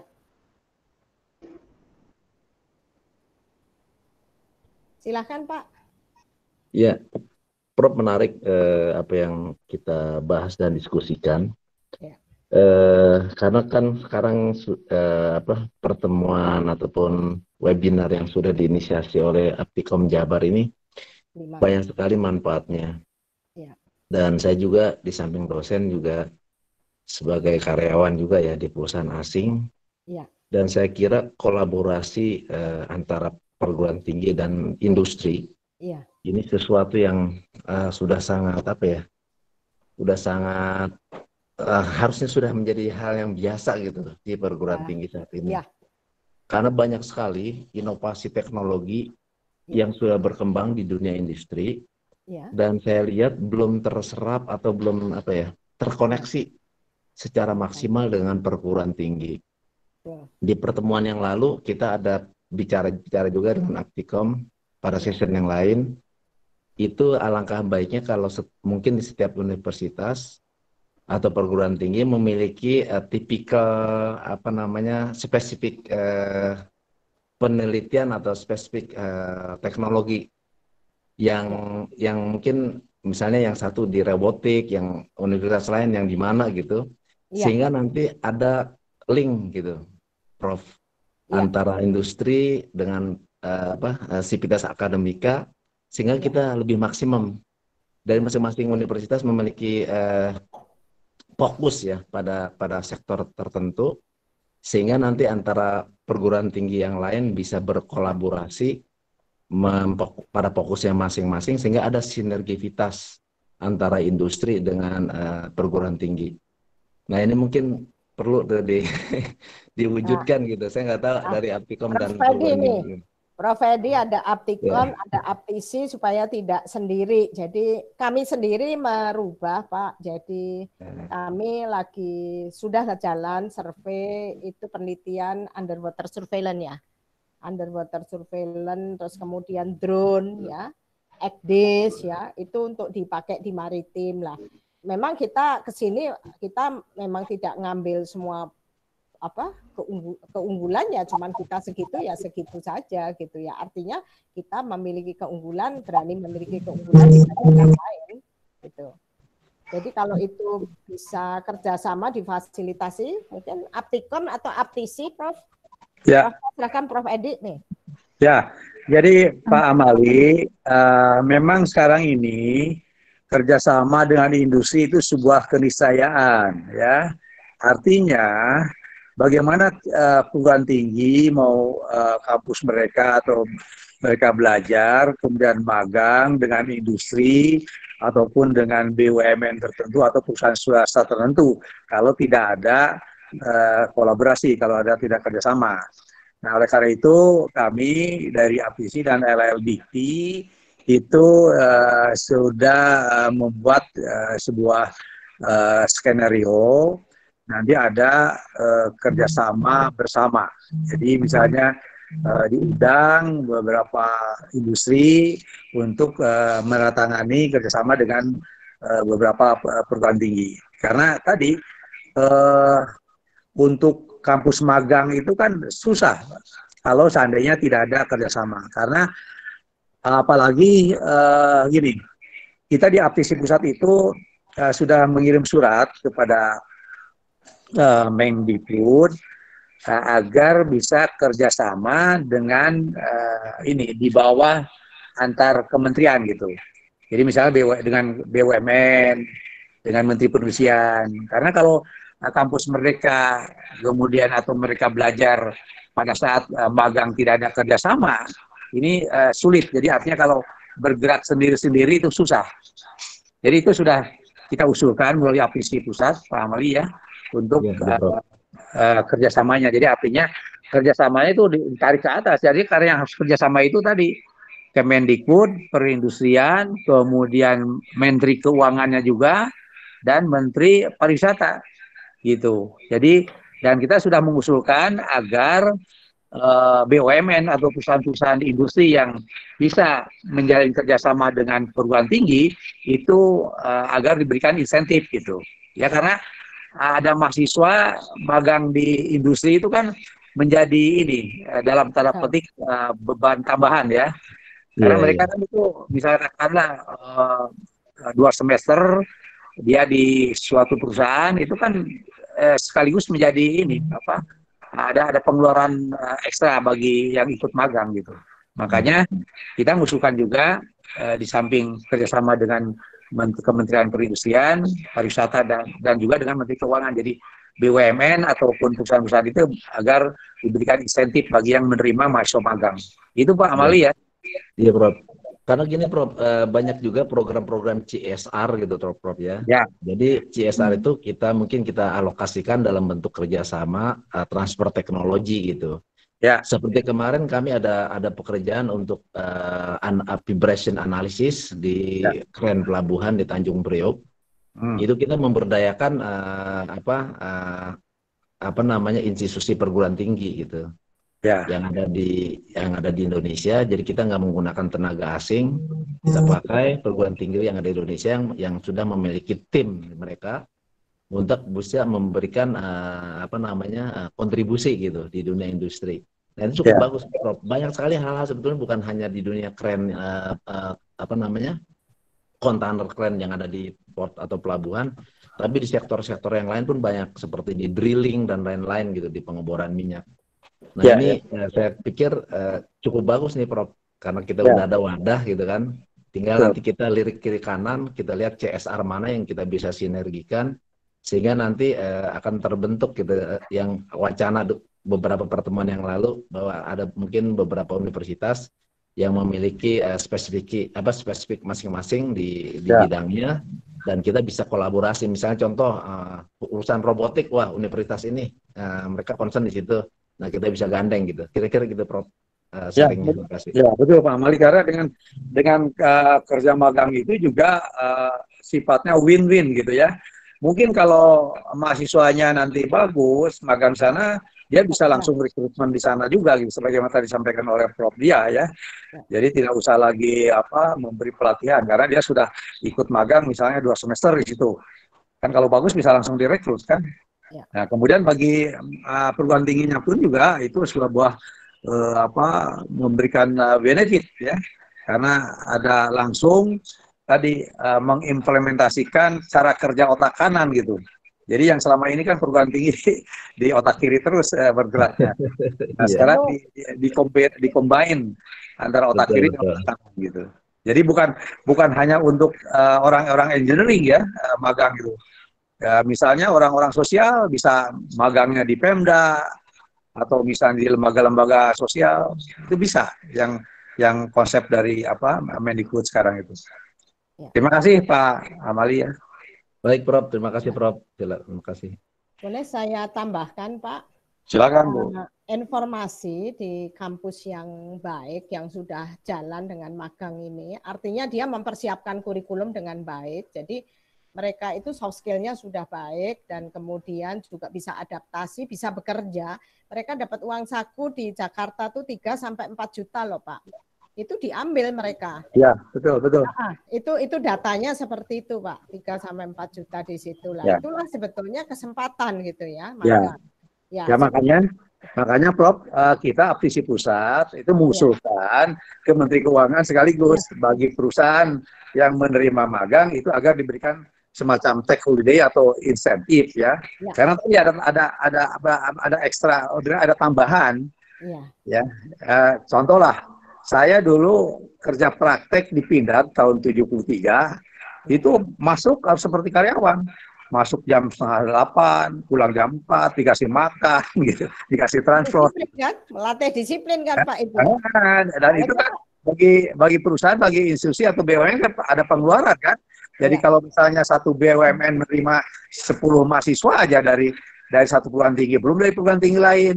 Nah, makanya kita Aptisi Pusat mengusulkan ke ini bahwa Menteri Keuangan agar memberikan semacam insentif lah bagi perusahaan atau tax holiday gitulah, pengurangan pajak dan sebagainya bagi BUMN yang menerima magang mahasiswa.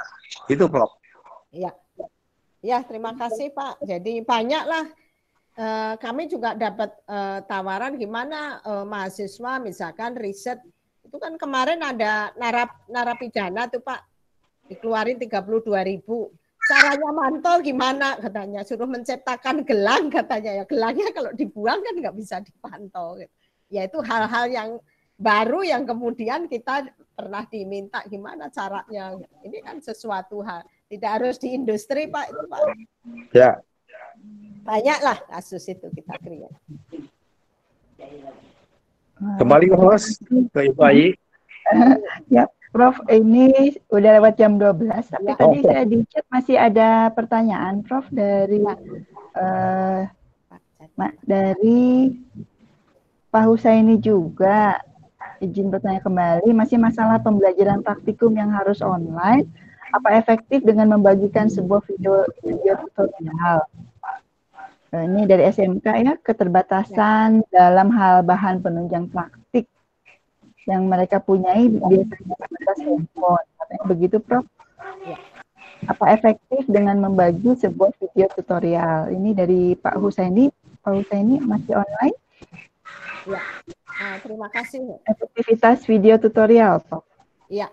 Video tutorial itu bisa Pak, itu kan namanya digital content. Kalau Bapak mau menggunakan ini, misalkan saya membagikan statistik atau apa, ada videonya. Tapi kan masuknya cuma kayak video konten saja. Jadi kalau itu mau menjadi efektif pembelajaran, ya dikasih tujuan dalam video itu ada apa yang harus diamati, bagaimana dalam video itu dia harus seperti apa. Dihidupkan dari video itu ditambahkan. Ya. Nah, memang guru ya atau dosen itu harus mencari kreatif konten yang memang mewakili dari masalah kita, pelajaran kita kan banyak Pak sekarang. Tapi kita harus pilih gitu. Belajar itu banyak, tapi kita harus pilih. Kalau saya pilih, oh ini cocok, saya tambahkan. Gitu.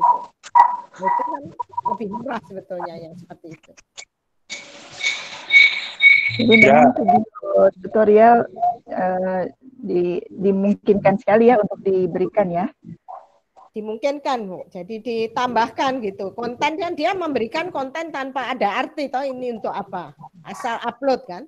Kalau itu bisa kita download, kita olah kembali, artinya kita lihat, jangan dilempar begitu saja diberikan, tapi dibuat lebih dimodifikasi atau kemudian ditambahkan. Kalau kita nggak bisa modifikasi ya ujungnya akhirnya sama ujungnya aja dijelaskan, itu menjelaskan apa tujuan apa pelajaran seperti apa, itu dimungkinkan Pak. Ya kembali lagi dosen memang harus profesi kreatif.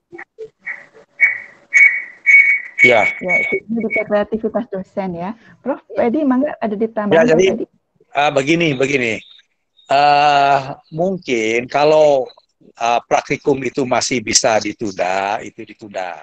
Tapi bagi mahasiswa yang akan menyelesaikan misalnya menyelesaikan program studinya, ya itu praktikum secara onsite di lab itu harus izin khusus ya dari mungkin dari dekan atau dari rektor, karena kalau datang ke kampus atau datang ke lab langsung itu kan kita tetap harus menjaga protokol kesehatan.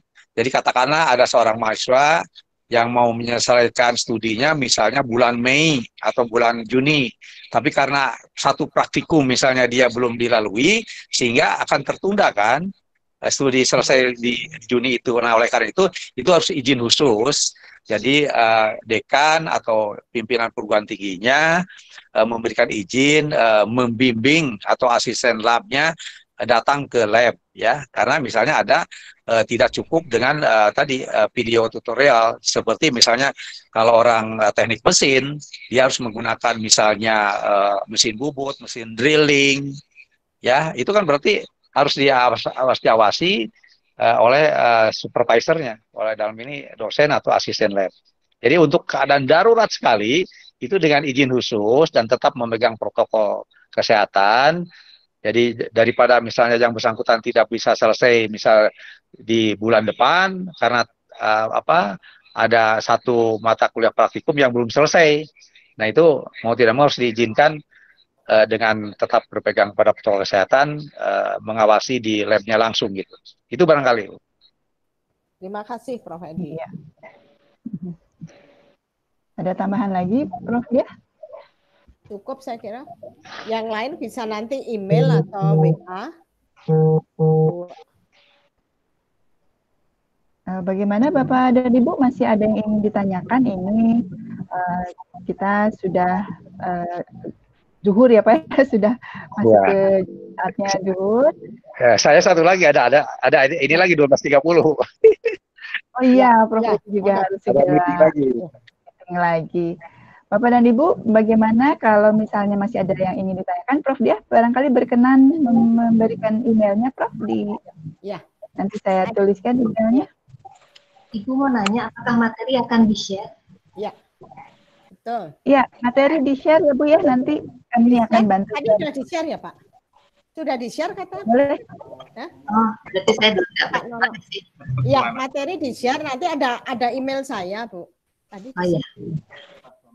Terima kasih. Nanti Bapak dan Ibu kan kemarin sudah dapat invite link meeting ini ya, Bapak dan Ibu sudah ada di kami, kami akan share. Biasanya gitu kok. Jadi selesai acara, materi dan sertifikat dan recording dari kegiatan ini akan di-share ke Ibu Bapak dan Bapak sekalian. Seperti itu Prof Edi. Jadi ini rekamnya langsung masuk ke Google Drive, linknya kami share. Jadi bisa dilihat langsung. Ya. Terima kasih Prof Diah, terima kasih Bapak Ibu sekalian. Terima kasih Bapak Ibu. Belum. Ini mudah-mudahan bukan yang pertama dan terakhir. Ya, masih Prof Edi, Prof Diah. Webinar series masih berseri Pak. Ada. Terima kasih Prof. Terima kasih Prof Diah, Prof Edi. Ya. Terima kasih Bapak dan Ibu sekalian. Izin saya menutup acara ini. Sekali lagi terima kasih Prof Edi untuk welcome speech pencerahannya. Prof Diah, kasih kami undang lagi ya Prof ya. Ibu dan Bapak mudah-mudahan tidak kapok mengikuti acara ini. Kami minggu depan ada lagi dengan berbagai materi. Insya Allah akan segera kami share flyer mengenai kegiatan webinar minggu depan. Terima kasih Prof Diah ya. Ya, terima kasih. Alhamdulillah. Terima kasih Prof Edi, Prof Diah. Terima kasih. Assalamualaikum. Waalaikumsalam. Mohon izin pamit. Enggak. Ya.